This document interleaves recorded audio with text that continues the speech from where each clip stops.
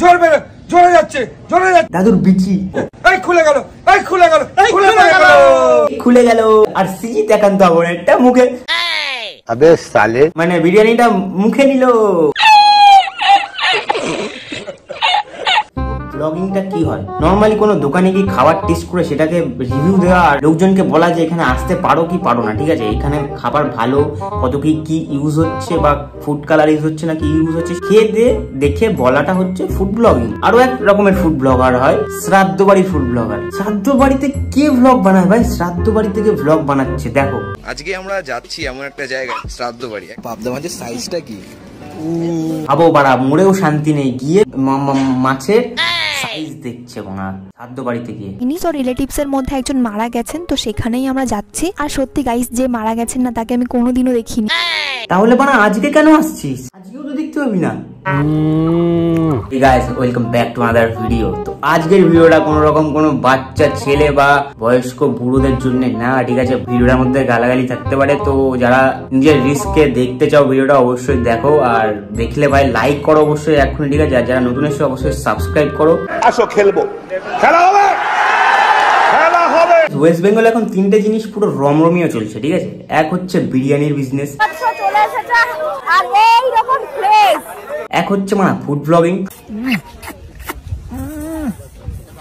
আর এক হচ্ছে চাওয়ালা, smart graduate চাওয়ালা। আমার চা সাপের দুধের নয়, আমার চা হাতির দুধের। একজন বলছে সাপের দুধের চা বানাবে, আবার একজন বলছে আমি সাপের দুধের চা বানাবো না, আমি বানাবো হাতির দুধের চা। আমার চা হাতির দুধের।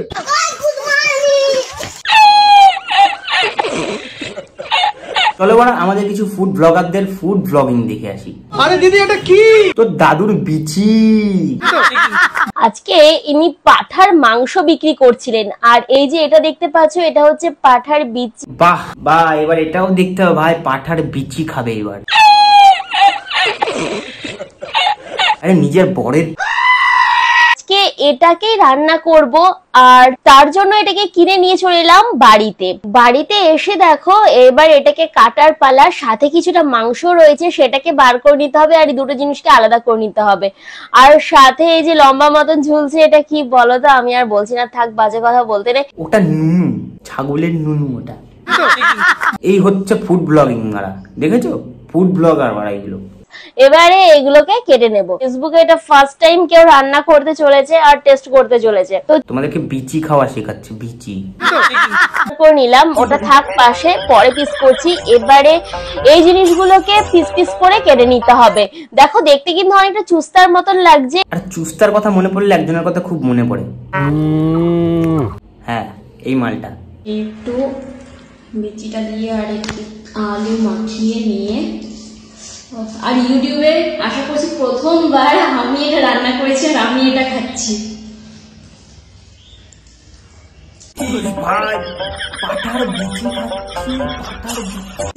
ভগবান ক্যা জুলুম হ্যায়। স্মার্ট গ্র্যাজুয়েট চাওয়ালা। আর সিরিয়াসলি গাইস, এই আর একটা চোদা মারা, পুরো ঠিক বলেছো।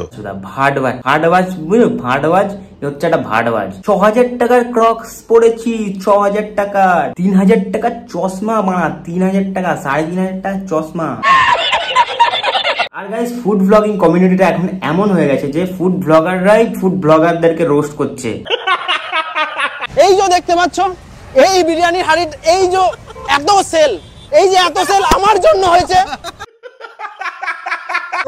একটা কথা জোর গলায় বলছি, চারটা একান্ত আপনকে যদি কেউ দাঁড় করিয়ে থাকে, এই পজিশনে যদি কেউ পৌঁছে দিয়ে থাকে, সেটা আমি সিজিত রিয়া স্টোরি। এই যে এত সেল আমার জন্য হয়েছে। Relax, see you not for mind.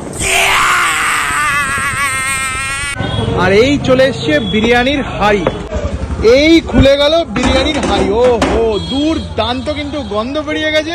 বলছি পাগলা, বিরিয়ানির হাড়ি খুললে তো একটা দুর্দান্ত গন্ধ বেরাবেই তো ভাই, যে কোনো বিরিয়ানি হাড়ি খুললে একটা দুর্দান্ত গন্ধ বেরাবেই। এটা ঘি, তো দাদুর বিচি। গাইস তোমরা কি বলছো? এটা ঘি, এটা ঘি, এটাও দাদুর বিচি বাংলা। এটা কি ঘি? পাগল চোদা। দিদি এটা কি সাজিয়েছো? তোর বিয়ের তত্ত্ব সাজিয়েছে বাড়া। দিদি এটা কি সাজিয়েছো প্লেটের মধ্যে? প্লেটটা সরাও, প্লেটটা সরাও, ওইটা দেখাও, ওইটা দেখাও, ও প্লেট সরাও, ওটা দেখো। এটা হচ্ছে ফুড ব্লগিং। ফুড ব্লগিং এর নামে আমরা এখানে ফুড ব্লগিং ছাড়া সবকিছু দেখতে পারি। मेरे सर पे उठ के नाच रहा है ठीक है, बट मेरा बाप का इज्जत को लेकर खेलने का हिम्मत तो मैंने अपने बाप को भी नहीं दिया है बेटा। आज के बाद यहाँ पे बात नहीं करेगा। सुअर का गाली मत दीजिए। सुअर का बच्चा है तुमको एक बार बोलता सुन। ক্যাচাল মার্কা ব্লগিং গুলোকে আমাদের এখানে কি বলা হয়? Food blogging. মারা ফুড ব্লগিং, ফুড ব্লগার। দাদা ফুড ব্লগার এসছে দাদা, একটা সেলফি।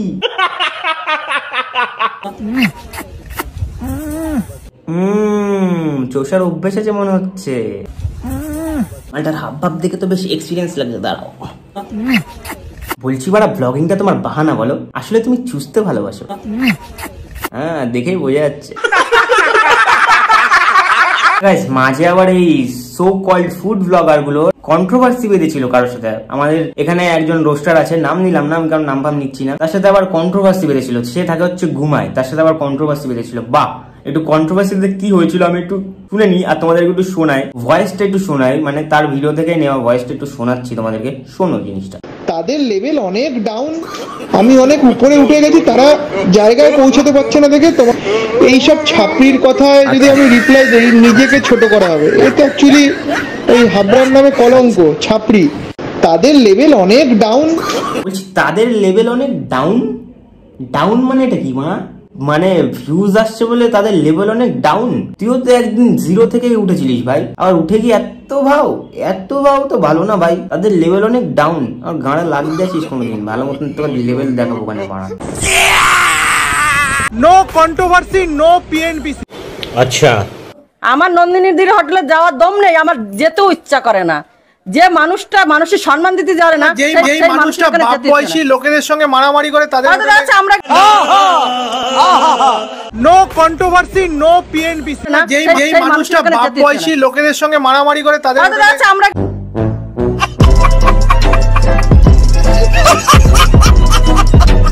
গয়া। আরে দিদি এটা কি সাজিয়েছো? দিদি এবার তো বলে ফেলো ওকে, এবার বলে ফেলো যে কি সাজিয়েছো, ওকে বলো যে এটা ওর বিচির সাথে কুমড়োর একটা ঘ্যাঁট টেবিলে সাজানো হয়েছে, এবার ওকে দাও মা খেয়ে নিক পাগল চুদা। দিদি কি সাজিয়েছো? দিদি এটা কি?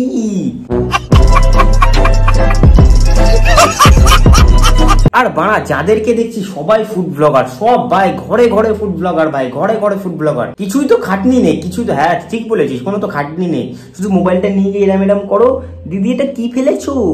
দিদি এটা কি? দাদা এটা কি ঢালছো? তোমরা একবার বলো তো, ফুড ব্লগিং যদি এত ইজি হয় কেন সবাই ফুড ব্লগার হবে না? ঠিক আছে, মানে ঘরে ঘরে food blogger. No no no no.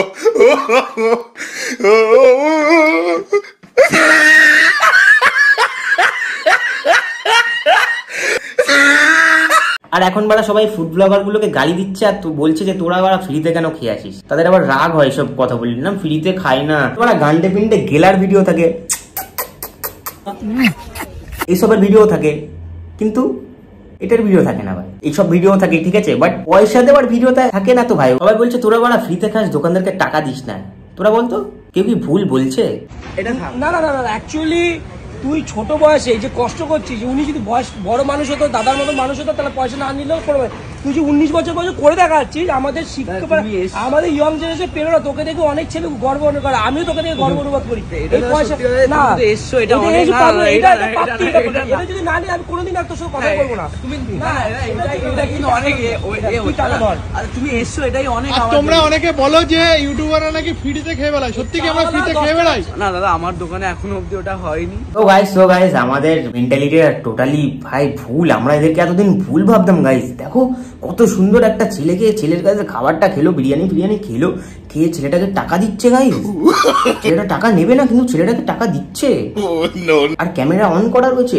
ভাই তুই টাকাটা নে প্লিজ নে। আচ্ছা বলছি কি যে ভিডিওটা বন্ধ করে আবার টাকাটা নিয়ে নিস নি? তো গাইস আমি একটা জিনিস নোটিস করছি, আমাদের ইন্ডিয়া থেকে যেরকম আমার ভিডিও দেখছে সবাই, কলকাতা থেকে ভিডিও দেখছে, সেরকম আমাদের পাশের কান্ট্রি মানে বাংলাদেশ থেকেও কিন্তু ভিডিও দেখছে। আর একটা ভাই একদিন কমেন্ট করেছিল যে love you bro from Bangladesh. Bangladesh থেকে যারা যারা দেখছে তাদেরকে সবাইকে লাভ ইউ গাইস। আর এইভাবে সাপোর্ট করো, অবশ্যই আরো ভালো ভালো কন্টেন্ট আনবো তোমাদের জন্য, ঠিক আছে? সবার শেষে ভাই একটাই কথা বলো, ভিডিওটাকেও সিরিয়াসলি নিও না, আর সিরিয়াসলি যদি নিয়ে থাকো তাতে আমার বাল ছেঁড়া গেল। হ্যাঁ, তো ভিডিওটাকেও সিরিয়াসলি নিও না ভাই, জাস্ট এন্টারটেনমেন্ট পারপাস ভিডিও। এরকম ভিডিও আসতে থাকবে আরো, চ্যানেলটাকে সাবস্ক্রাইব করো। দেখা হচ্ছে ভাই পরের দিন অন্য কোনো ব্লগে ভিডিওর সাথে। চলো টাটা।